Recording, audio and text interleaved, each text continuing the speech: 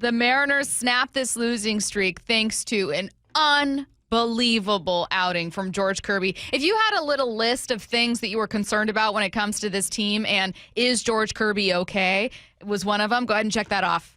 Cross it out. Erase it. Get rid of it. I don't think you need to worry about it. Yeah, first let me apologize to the listeners, man. Allergies are whooping my butt today. I took my medicine, so your boy might sound a little different. But, yes, George Kirby, that was one of the things we were interested to see, right? Can he bounce back? Well, this was his third or fourth start? Fourth. His fourth start, right? After his third, we're like, okay, let's get things moving. But his fourth, he looks good. 14 Ks. Obviously, it's a record for him. Tied for the most in the bigs this year. His fastball got up to about 98, and you just felt and saw the confidence that we're used to seeing out of this guy. And they needed that type of performance, unfortunately, against the Anaheim Angels to get this thing done. But, yes, now we can relax with that front. Okay, Kirby looks like he has the ability to look like the guy that we saw last year. Other things to worry about, though. Other things. I still have other things to worry about. We'll get to them as part of this segment. Don't worry. Let's stick with Kirby for just a little bit. Striking out Ward for his 14th strikeout of the game. His 3-2 to Ward. Strike three called, got him. 96, scraping the edge. Career high, strikeout 14 for George Kirby. He continues to dazzle here in Anaheim. What a day it's been for George. So what was different this time around? Here's Kirby talking about what he did better yesterday than in previous starts. Get ahead, kind of, hitting my spots wherever Garb calls it, and just getting a lot of swings and misses today, honestly. If I do that, I know I'm really good. So. Look, if you've got Kirby playing like this, who, by the way, with Mitch Garver as his catcher, is it time to say they should bench Rowley? I'm just kidding. Wow. Oh, I'd be so heated if I was Cal. I'd If be I'm like, Cal, really? I'm like, you on my saved day that off? for when Mitch was there? On my day off? On my day off. And y'all get a win? The audacity of that. The Disrespectful. audacity. No, but I guess credit to Mitch Garver for being there behind the dish for a big day from Kirby. No, there's absolutely nothing you can say to take away from what Kirby did. And thankfully, this team was able to reward him with a win. Let's talk about the series as a whole. Let's talk about some other things you might still have on that list of concerns, Bump. I'm guessing offense is one of them. Oh, for yeah. You already know offense. I had to go back and kind of see what everyone did as a whole, right? Cal was 3 for 8, hit 2 bombs. Julio 4 for 11, had a triple. Only struck out once this whole deal. Randy was 6 for 12, had 2 3-hit games, but only drove in 1 run. And JP had he bet like 230 during this series. Those are the names that we focus on to start off naturally, and then you kind of go down the lineup and see who did what. Solano had himself a hit this past game. Williamson had a couple knocks. Young had a hit as well, but you're just not driving teams in. Mariners, they averaged 5 runners left in scoring position in the last 3 games. So you're getting guys on base, but you're doing absolutely nothing with it. It feels like this team is going back to the team we saw last year. This game is a 2024 Mariners game, this last game against the Angels, that 3-2 win. You get great pitching.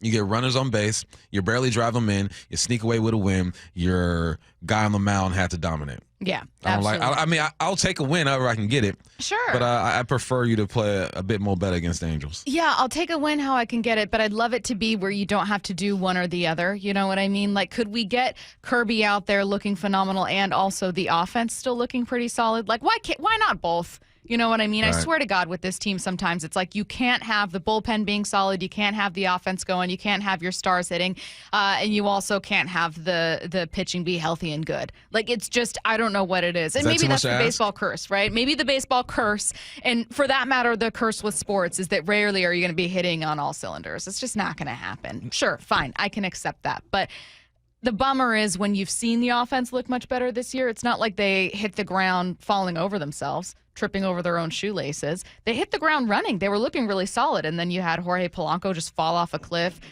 Dylan Moore, by the way, quietly really, really struggling. And I think because he's not like a primary starter, because he's not a guy that you're looking to with all the expectations in the world, you just kind of ignore a bad day. But he's been seriously struggling. I don't think he has a hit since May 27th. So, yeah, I don't want to poo-poo a win. I would feel more confident about a team if they could get the offense going. Yeah, I think Demo's a big one because he's responsible or was responsible for a lot of those just spark plug type of plays, right? A big play here, a big play there. He hits a home run, and it's almost like he's faded off into the abyss, and we need guys like him to step it up. I love that Williamson and Cole got themselves a couple of hits or a hit for Cole and one for Williamson or two for Williamson. But, I would prefer to not have to look to the young guys to save the day. I'm glad that they are at least that last game looks like they're seeing the pitches and doing what they're supposed to do. But you need these veterans to step up and do their thing. A win's a win. I shall take it. I'm glad the 5-game losing streak is over. But things have changed a bit for this team. And for them to have the success that we need, you need the veterans to step up and help at the bottom of the lineup. So, we'll see where this thing goes, man. I'm officially, even though they won this game, I'm still even more concerned. Yeah. It's weird because it's like the way they won it is not what's well, no, it's what we saw last year. It's what we saw George too Kirby many times looked last year. Perfect. And then you still had you had the game tying run and a game winning run at the plate late. Yeah, and it's almost like he struck out. And you're wasting good performances too. Like Cal hits 2 bombs and we can't figure that thing out. One in the first, one in the ninth, and it's just it's frustrating. It's not as fun anymore to watch this squad play. No, and I'm okay watching a team that isn't absolutely dominant. There are many teams that can win championships without being the most dominant team that year. We've seen it happen before a million times. It's fine. I don't love watching a team that could have been a lot better, and not only that was pitched, no pun intended, as being a much better team. Yeah. Like when Jerry Dipoto and Justin Hollander were telling us all, fans, about this year, they didn't say, yeah, we're really going to be playing on the margins. Like, we're just going to be squeaking by. They were like, this offense is going to be much better. We really believe in this offense. And we love these pitchers, and we chose not to deal from this pitching staff just in case there were injuries, but also because this is a big part of our identity. All right, great. Credit to you for not dealing from the pitching staff. You ended up needing that depth badly. I'll tip of the cap, to you on that one. Where's the offense? Well, here's the thing, too, with them. I would imagine that the guys upstairs are saying, look, the way we started this season, that's the team that we expect us to be, right? There has to be one point of the year where you're kind of patting yourself on the back and saying, yes, we found a way to put a solid team together. So now you're, 60-something games in, and it seems like you're teetering a little bit. The question now is, where do you go from here? Right, I wanted them to pat themselves on the back and say, great job, but also let's pat ourselves on the back and figure out ways to get better. Because when you look across the league, there's no way you look at this roster and say this is a championship winning type of roster. You're getting unbelievable play from Cal Raleigh, like having the best season we've seen from a catcher. You're getting solid play from Julio. JP has his moment, and Randy bounces back and forth. You need to put together a lineup that you feel like, more often than not, are going to come through with runners in scoring position. More often than not, they're going to put up at least 3 to 4 runs to keep things competitive because you have your arms getting healthy. Where do you go from here? So, they still have an opportunity here to prove everybody wrong, to go out and do something to bolster this roster. Yeah. We just don't believe that they're going to do it. So, we have to wait and see. Yeah. But this 5-game skid, I hope it just puts so much fear in them that you might just trick off a season that you were in full control of. I want a rant that I have about a lack of offense to make me look like an idiot. That's what I want from this team. Yeah, like, I desperately just want to look like I know absolutely nothing about what this team is doing, because I go on rants just privately all the time about this offense. Like, for instance, we have a texter who said, where's the criticism for Julio? He's the highest paid player on a budget strap team, and you're going after Dylan Moore. Trash take. Well, if Dylan had a hit, I wouldn't need to go after Dylan Moore. And I'm sorry, but like, I have said repeatedly, Bump has said repeatedly that Julio needs to do more because Julio is capable of doing more. You know what I mean? Yes, you have higher expectations for a player that has more tools. But I'm sorry, you think this team is like better without Julio? Do you think that just pointing to Julio whenever you struggle as a team and ignoring problems elsewhere somehow answers that? Or do you think it's a more holistic approach to team building to look at all the areas on your team where you could use improvement and say, hey, where's more from this guy? So you're telling me to expect nothing from Dylan Moore. The Mariners do. You're telling me to expect nothing from Leody Taveras. Expect nothing from him. The Mariners do. You're telling me to look at one player on this roster and go, do more, Julio. What's that? What is that? I'm sorry, that's a trash take, Denny. Yeah, that is a trash take. I'll tell Denny, I'm sorry, I disagree with you on this here's one. the thing, too. And I get really tired of stop acting like never in our life have we said, Julio, you got to do more, man. You have to do more. Yeah. Shut up. It's a team sport. And we call it how we see it. Julio doesn't do better. But if Julio, and we can look at Cal in the same way. If Cal balls out, is that a guaranteed victory?